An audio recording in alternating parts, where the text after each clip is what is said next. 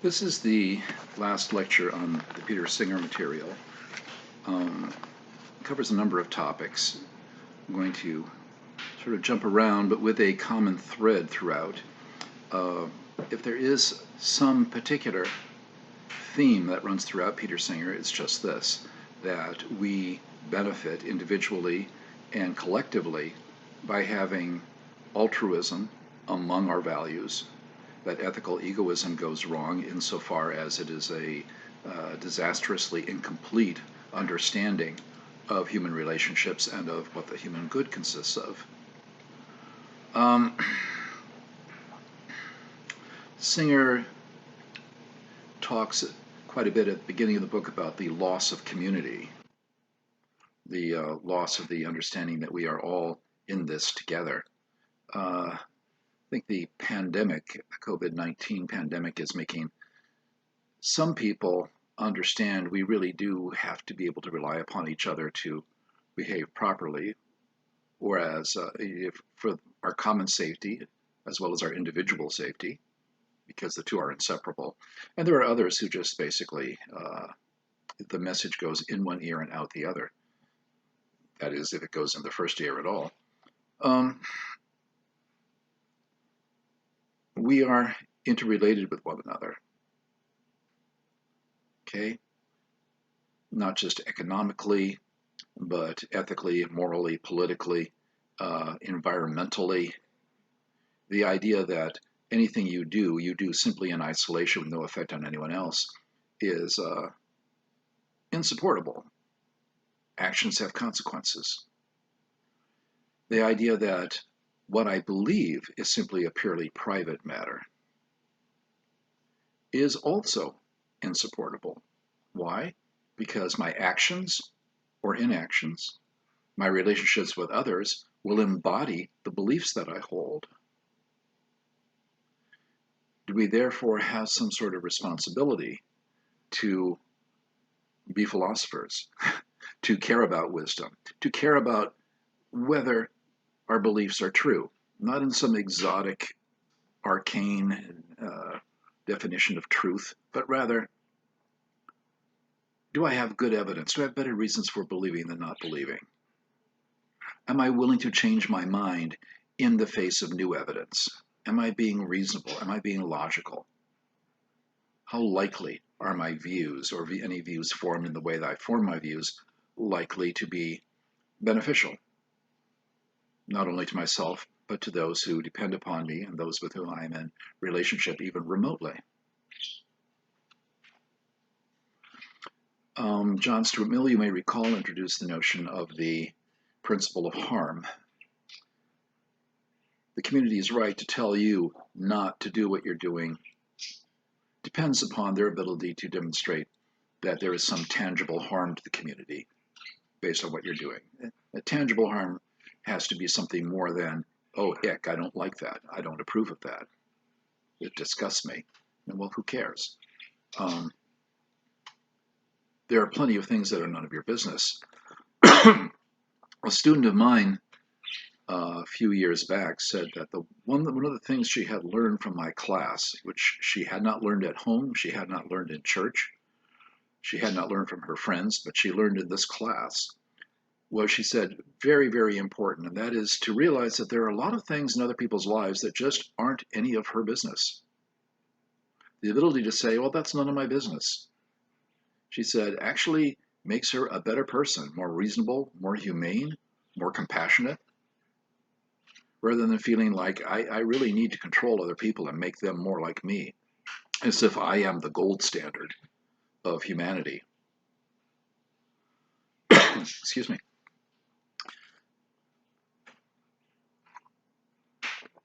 That, by the way, is commonplace allergies, nothing to worry about.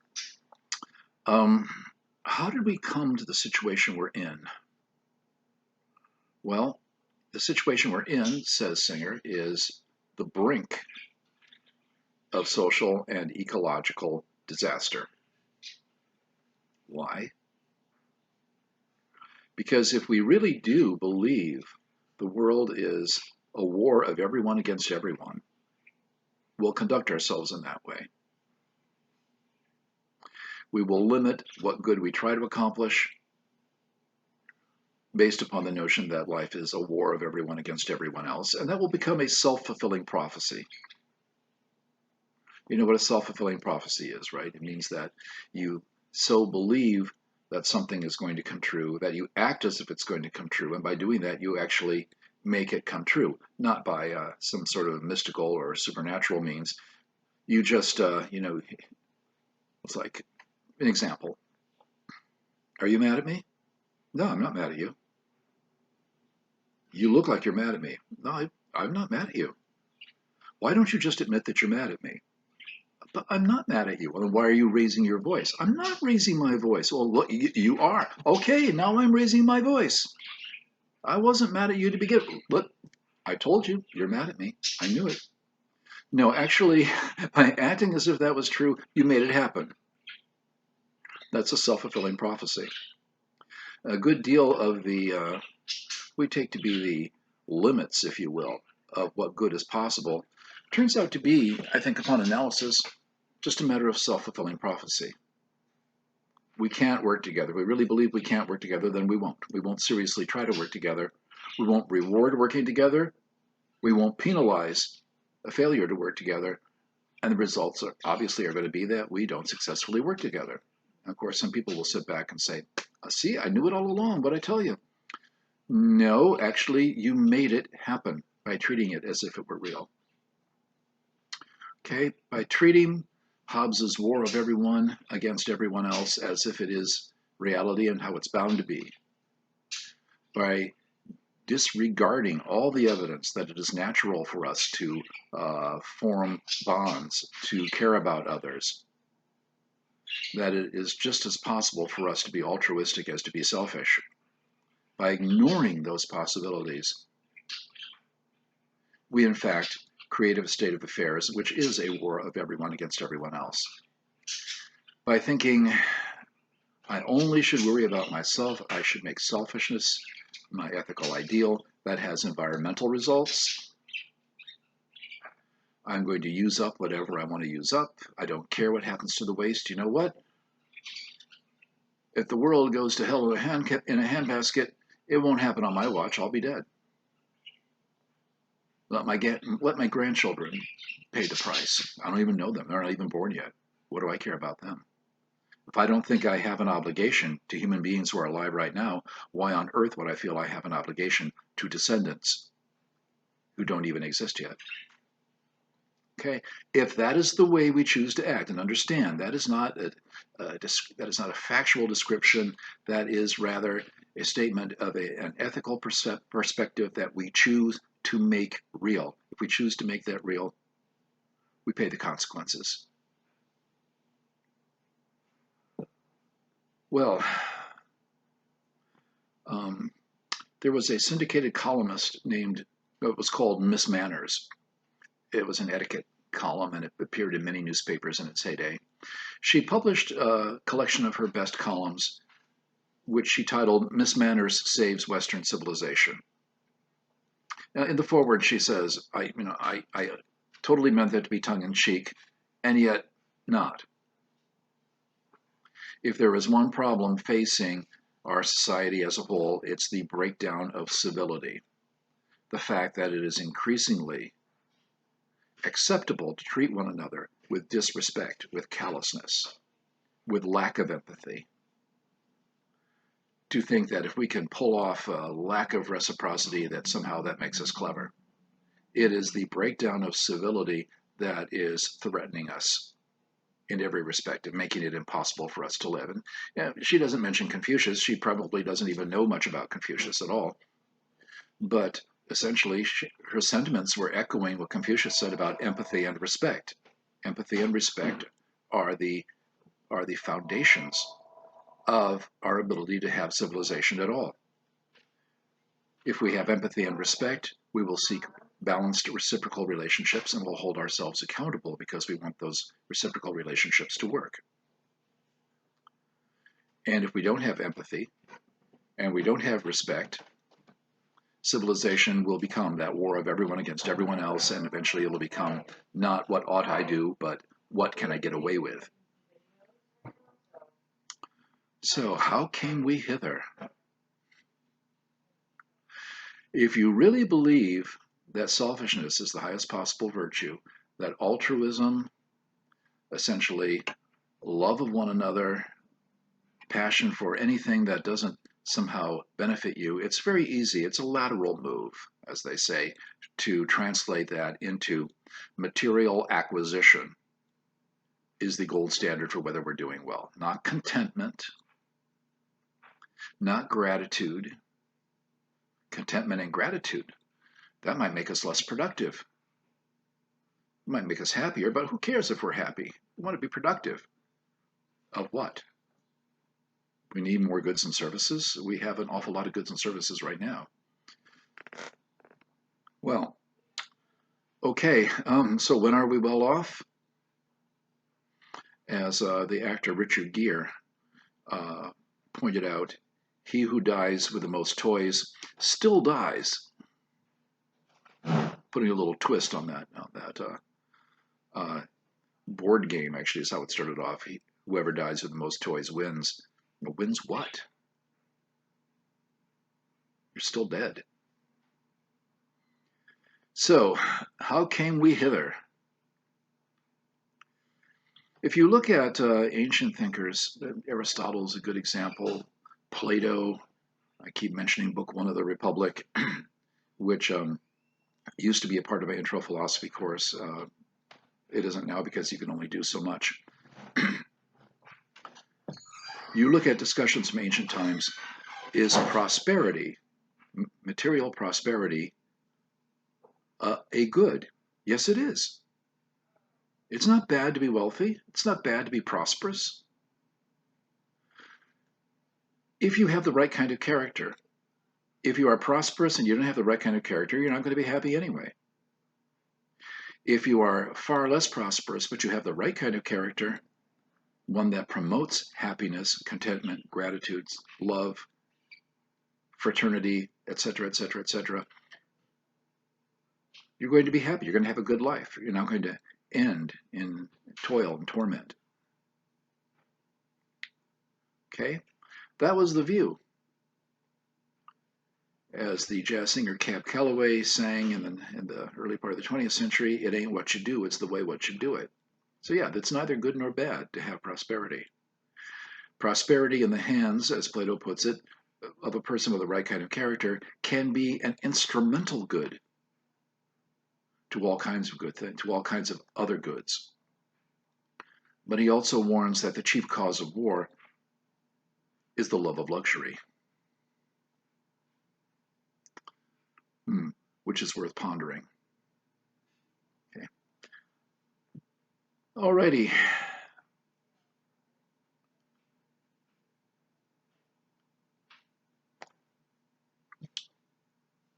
The Wealth of Nations, written by Smith, is sort of the manifesto of classic capitalism.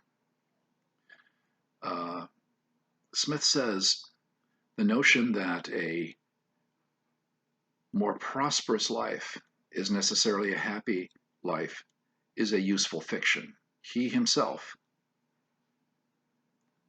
says it's a fiction. But he says it's a useful fiction because it will make people more productive to believe that they'll be happier if they become more prosperous. We will produce and consume more goods and services. Now, of course, Adam Smith does not go on to ask the additional question. Why should we want to have this higher level of productivity and consumption if it's not making us happy? Shouldn't we figure out what is the level that we need in order to be happy? A student once told me, I think it's been determined by social scientists that you need to make $60,000 a year to be happy. And I thought, dear God, have I ever heard first world white privilege more explicitly advocated for? What you're telling me is that those people in developing countries, no, they can't be happy. They don't have the stuff that I have. Really? They can't be happy? Let's just say that, okay, Richard Feynman, the great physicist, said that His problem with the social sciences was simply this, that he thinks the word science is being used metaphorically, as opposed when you talk about the social sciences, and even you run to conclusions like that, call it science at all is, let's say, questionable. That was his point. Um, you have to make $60,000 a year to be happy.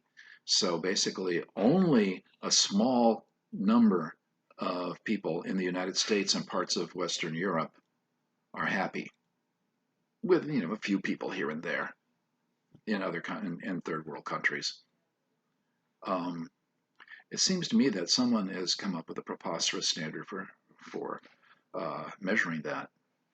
By contrast, there is a wonderful novel called Shantaram by Gregory David Roberts, 900 pages, and it's so well written, at least for my taste. By the time I got to the end, I was very sorry that there was no more to read. Um, and without going into tremendous detail about the book, he lives for a while. He's an escaped Australian convict, and he lives for a while in the slums of Mumbai, which is the financial capital of India, one of the great financial capitals of the world. He lives in the slums, and he said, one thing he says is that when I moved into the slums, I had a typical white man's prejudice, typical European prejudice. I thought these people must be miserable. They must hate their lives. And he said, I've never, on the other hand, met people more generous with what little they had, who cared more about one another and cared more for one another and appreciated their lives more than these people who are generally looked upon as living in a disastrously bad situation. Well, maybe the Greeks had something when they said it's your character that determines, first and foremost, how you're going to use what resources you have to make yourself happy. And just believing that increasing those resources will make you happier is, as Adam Smith put it, a fiction. It's a fiction used to power an economy that's based upon consumption. Think about how that works, how consumerism works. You can't be happy if you don't have my product. Oh, well, I better work hard, make a lot of money, and spend that money on your product then. Okay, I did. I'm still not happy. Oh, well, you know what? You need to upgrade your consumption. Spend at a higher level. Consume at a higher level. Okay, so I work really hard. I ride that hobby horse right into the ground, and I spend my money on even more expensive products. Oh boy, you know what? I wasn't happy for very long. I was delighted when I first got them, and I find that, overall, I'm not especially happy still. Well, gee, then we take all kinds of drugs and we go to all kinds of fancy therapists and so forth because we think there must be something deeply wrong with us if we're not happy. Well, maybe, in fact, we were looking in the wrong places for happiness if we were looking strictly at consumerism. Okay. Um, yeah, those things may be nice if you have the right kind of character. And I've known tremendously wealthy people who were very, very good people who love their families. One person who started what is now a major business in New England, who is, I won't use names. If we were face to face, I might do it, but I'm not going to put it out on the internet. But just an incredibly good person. The people who worked for him loved him because it was clear he cared about them. He wanted his business not only to make his own family prosperous, but to help them to take care of their families. He wanted to make sure that they actually were happy working for him. The idea that you can't be that sentimental and be financially successful. Well, he proved that wrong. Maybe if you're that successful, you don't feel the need to be that humane. But that's a personal choice. There's that word again, choice. In fact, you can choose to be humane, and you can still have a whole lot of money. The book starts off with the that insider trading scandal, Ivan Bosky, king of the penny stocks. You know what a penny stock is, right? You buy it when you're hoping it's severely undervalued, but it's a very cheap stock, and you buy it hoping that its value will increase tremendously, and you'll have gotten it for peanuts, and there you go. You've made a lot of money. You have to Two things have to be going on for you to make a lot of money that way. One, you have to really know what you're doing, be very attentive, and the other is most people who have made a fortune that way will tell you a good part of it is just dumb luck. Nobody ever says, you know what, I was lucky. They want to tell, oh no, I'm a world-class genius. Um, well, whatever skills, whatever intelligence you might have, you also need a certain element of luck. And other people who have become quite wealthy have said that. Back in the day when Britney Spears was a superstar, and you may remember her, someone said to her, wouldn't you honestly have to say that there were a lot of girls out there at the same time you were, same age, who were as attractive as you, who sang as well as you, who danced as well as you? How did you get to be a superstar? And she just very matter of factly said, I was lucky. I was just in the right place at the right time, and someone noticed me. Well, there is always that element. There was a book by a mathematician called Prisoners of Randomness that explains all kinds of things for which we think we can figure out the exact causes.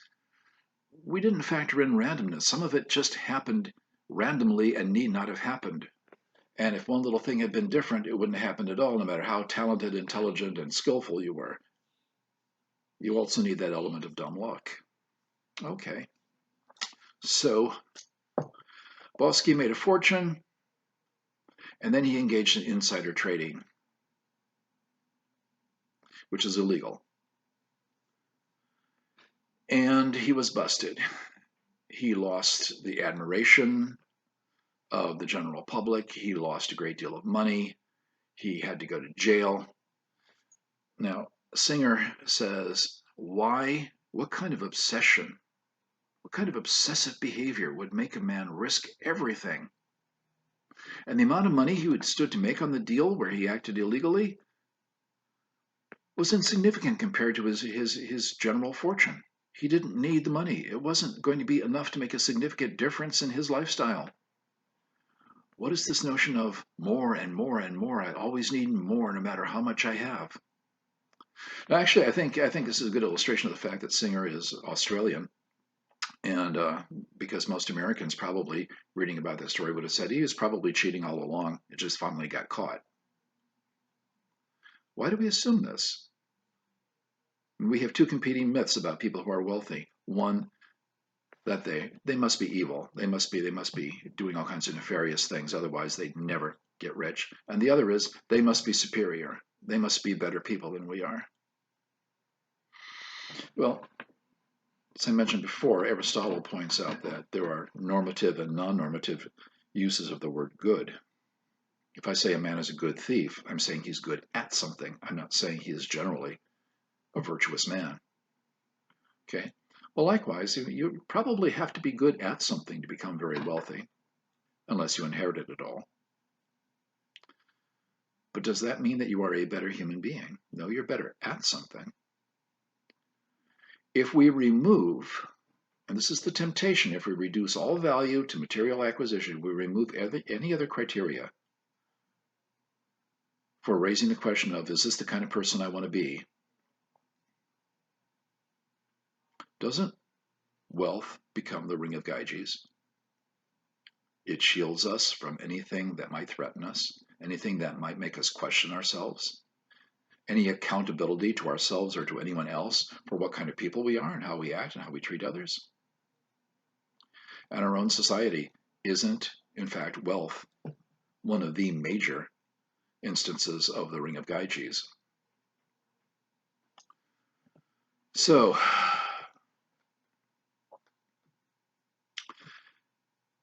something happened in the late medieval era. Feudalism died because feudalism was economically a Ponzi scheme, basically. It was there was an end game, all hiding there, waiting the whole time. Any economic system, if it's practiced as if it were a religious faith, it has to have absolute purity with no other economic system. The ideas of no other economic system feeding into it will pretty much collapse. Soviet Union collapsed because it didn't have enough capitalism in it, and that's one simple explanation. Capitalism came very near to collapsing. FDR, during the Great Depression, infused a great deal of socialist ideas into capitalism and created what we now call capitalism, but in fact it's a mixed economy. Okay? Well, feudalism, the peasants basically were allowed to keep a certain amount of what they themselves grew, or the fruits of their own labors, if you will. Paid heavy taxes to the nobles. The nobles, in turn, supported the church, and the church was at the top of the hierarchy, telling the kings and queens, you are legitimate because the church says so. You are anointed, and that's why you deserve to have your power, and that's what we're going to tell everybody, and everybody else are going to say, stay in your place. If God wanted you to have the same amount of wealth and comfort that the nobles have, you would have been born into a noble family. The fact that God had you born a peasant means that God wants you to be poor. Okay, see your suffering as a great spiritual trial, and don't worry, you'll have eternity in heaven afterward. Well, something happens. The nobles are running out of money. The crown is running out of money. The church is running out of money. But there is a rising merchant class, particularly with the expansion to, colonial expansion of European powers, the discovery of the so-called New World. It wasn't new to the people who were already living here, but the Western Hemisphere, let's say, opening up of Asia and Africa to colonization, all of a sudden there was more money coming in, but that money was going to the merchant class. The merchants now held the keys to wealth. Now, it used to be that the church teaching was a merchant can't be God does not favor the merchants. Okay, why? Because you're spending your life grubbing for money, which is ignoble. Well, now, guess what? We need that money you're grubbing for. So all of a sudden, it's noble to be a merchant because we need you. Okay? Two theologians, Calvin and Luther, are worth mentioning. Calvin addressed what was called predestination. People very strongly believed that, and most people believe this in European Christianity, you were predestined for heaven or predestined for hell. And there wasn't anything you could do about it because you're not saved by your own actions, you're saved by grace. So if you were born into a noble family, you could actually become a clergyman, being born into a noble family, or you could remain a noble. And that shows that you were born favorably, so God must have favored you. If you were born a peasant, there's a good chance God is not favoring you. You better just hope for grace, because there's nothing you can do about it. Well, gee, if my own actions don't either win me heaven or condemn me to hell, why should I bother to be moral? Nope, that's a heresy. Don't even suggest that. Yeah, but it follows logically. Might I remind you that we have, the swords and the torches, and you don't. Okay, fine. Have it your way. It's a heresy. Well, okay. I'm having some fun with this, but it was no fun for the people in that situation, I can assure you. Well, theologian Calvin comes up with the idea of signs of grace revealed. Okay? That because God is merciful and just, if you are predestined for heaven, God would not let you live your whole life worrying about whether you're going to heaven, but would drop you hints. Okay? Signs of grace revealed. There would be hints dropped in your life. Well, Can a merchant have favor with God? Hmm. Well, traditionally, no. That would not be a sign of grace revealed. Then comes Martin Luther. Luther does a number of things that are revolutionary. For better or worse, he does a number of things that are revolutionary. One of which is to translate the Bible into German. And we mentioned that when we were talking about the Euthyphro. Now everybody can read it and say, hey, the priest who was teaching me about this stuff left out these parts. Or wait a minute, this doesn't say what the priest is saying it says. Right? You can interpret. You can ask pointed questions about the interpretation that you've been given. So, in addition to that,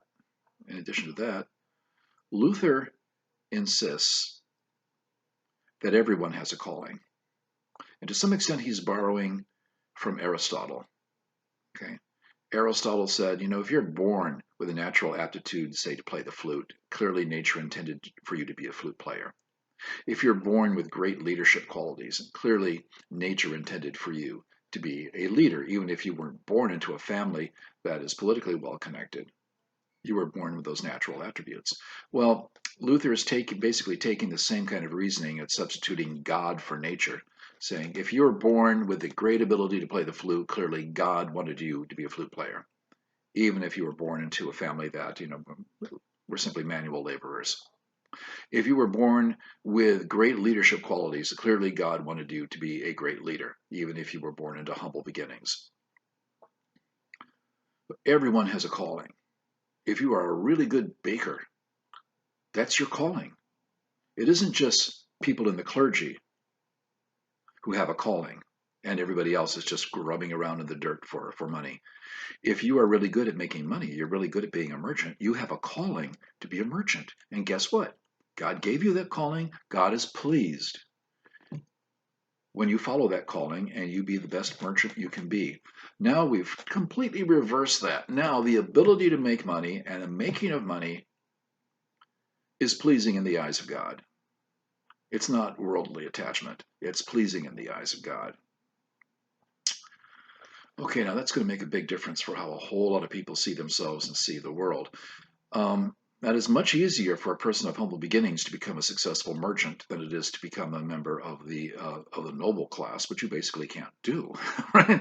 But you can become a merchant and you can make money if you're clever and you work hard and so forth and so forth.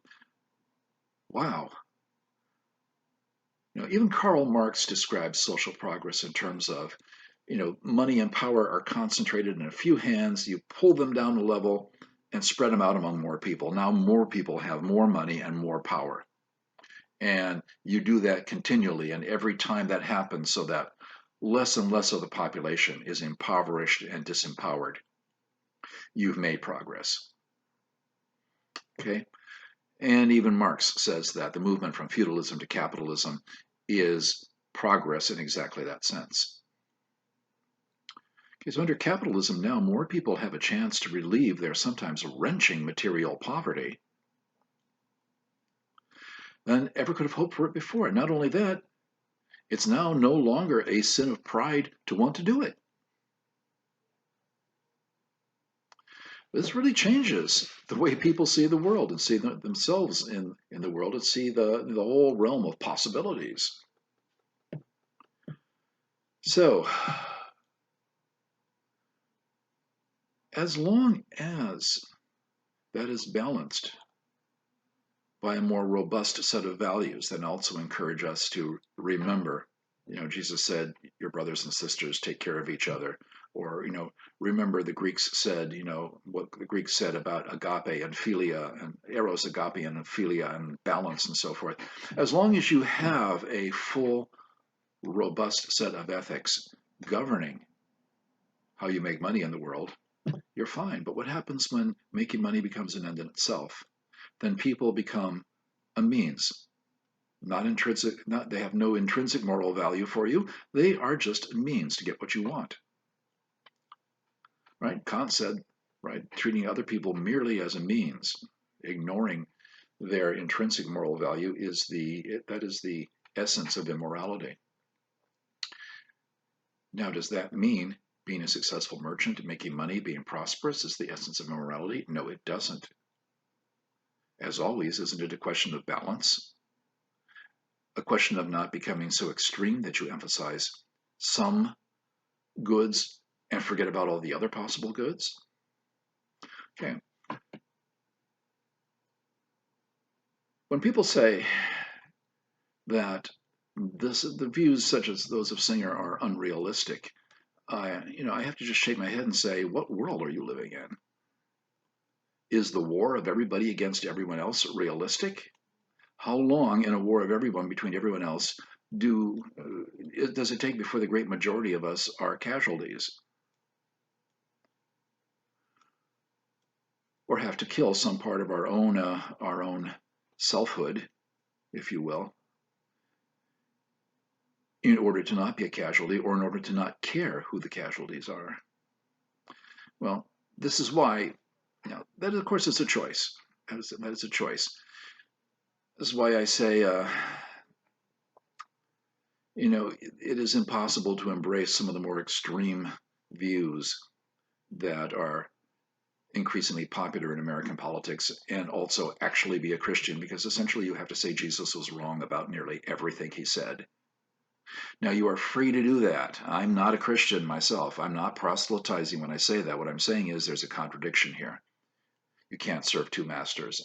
And that contradiction goes to the essence of what Singer is saying about the kind of moral schizophrenia that has brought us to the brink, socially and environmentally.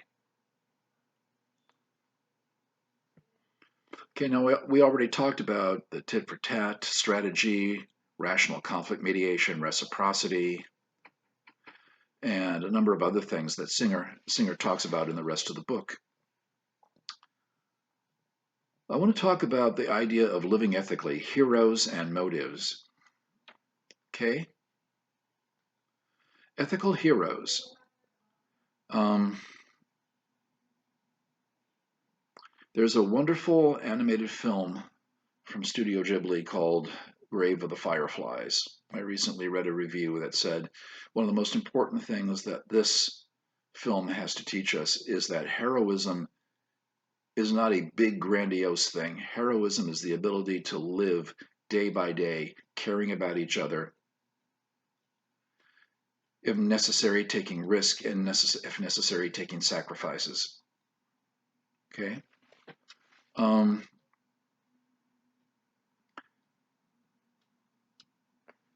The person who gets up every day and drags his or her butt to work at a job that maybe you don't really enjoy. So, something wrong here. Yeah, maybe, but you're doing it because you want to support your children. You want to give them a good home. You want to give them some stability. Is that heroism? Of course, that's heroism. The classic definition of hero is somebody who does something difficult, dangerous, but worthwhile. The majority of people who are taking seriously their work, their families, and their community are doing exactly that. They are quiet, everyday heroes. If we appreciate that, we're going to live better than if we don't appreciate that. If we don't appreciate that, we're going to think that nothing we really do on a day-to-day basis makes any difference. Remember Franklin, right? Yeah, actually keep track of your time, keep track of what you're doing, keep track of whether you're actually inculcating those virtues you say you want to have, because if you don't, your life trickles away. So, yeah. Sisyphus is the ancient Greek myth. Yeah, there's an ancient Greek myth again. Sisyphus was condemned to roll a rock up a hill for eternity. When he'd get to the top, it would roll back down again. He'd have to go back and roll it back up again. Now, this is a metaphor clearly for the tedium and the futility that people can feel about their day-to-day lives. When I was a small child, delivering papers on my paper route, they still had them back in that day. On the route that I had, I walked by a corner bar, and one day, an older fellow very drunk, reeking of beer, kind of shabbily dressed, was standing there just outside the bar, and he was looking around, just looking around aimlessly at the neighborhood. When I walked by, he looked at me and he said, "It's all the same." And I said, "What?" And he said, "It's all the same." And I just nodded and walked on.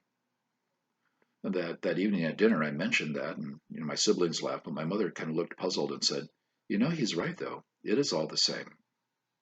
Every day you do the same things. Your life is just the same." And sure, I mean, in his case, it also could have been, I have all these worries. I've got, I'm bored with my life. I'm not happy. I go in, I drink myself into a stupor. Once I come out of the bar, nothing's changed. Okay, well, here's a radical thought from Albert Camus, the 20th century French writer. Often considered an existentialist, I'm of the camp that thinks he's more of a traditional humanist, to be lumped totally in with the existentialists. But he said a couple of things that are pertinent here. One, he famously made a quip. Every morning when I wake up, I have to decide, should I kill myself or should I just have a cup of coffee? Bit tongue-in-cheek, but also dead serious. Is it worth continuing? Every day I make the choice, is it worth continuing to live? He also said in an essay on the myth of Sisyphus, we must imagine Sisyphus happy. Yes, you do the same things each day. Yes, you have to eat and sleep and work and eat and sleep and work and eat and sleep and work and blah, blah, blah, blah, blah, blah, blah. Yeah, but we can imagine Sisyphus being happy while he's rolling that rock. And if we can't imagine that, can we really imagine ourselves being happy while we do our daily routines? If we can't imagine ourselves being happy in the details of our daily life, then we have to turn to escapism. We have to try to forget our lives, to live as mindlessly as possible. And that kind of reckless, unconscious living is what can bring us to the brink of disaster. Then we're going to truly believe, that we have to have the best choice possible, because the whole point of my life is to distract myself. If I can't distract myself from my own life, I will not be able to continue living. We have to have, if you will, what Friedrich Nietzsche, the 19th century German philosopher, called the will to meaning. Okay, one thing that Singer seems to say is that,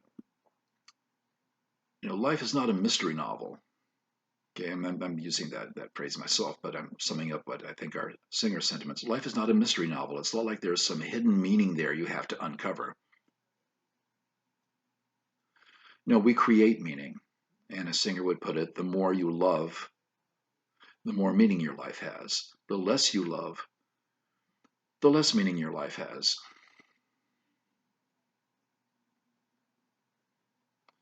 What does all this mean? It doesn't mean anything. It's just stuff we do. It has meaning if we give it meaning, if we invest it with meaning, if it matters to us. In other words, the more love we bring into our lives, the more meaning our life has. That may be the most central and crucial moral issue of all. And that's something I think that the world's great religions, that is the ones that, when I say great, I don't mean, that's not a laudatory phrase. I mean something that has persisted for a long time, spread to many cultures, and had a big influence in that sense. The world's great religions have all understood that.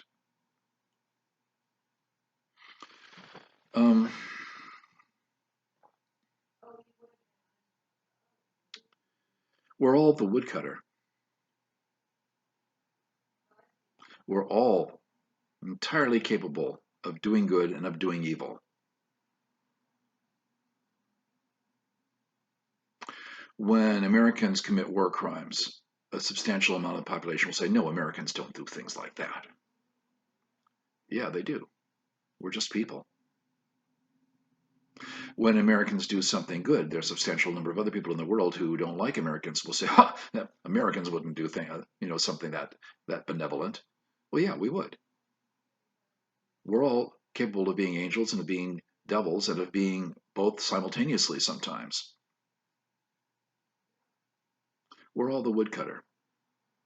When we look our own capability, our own capacity for evil and our own capacity for good right in the face, then like the woodcutter at the last moment, we can step up to the plate.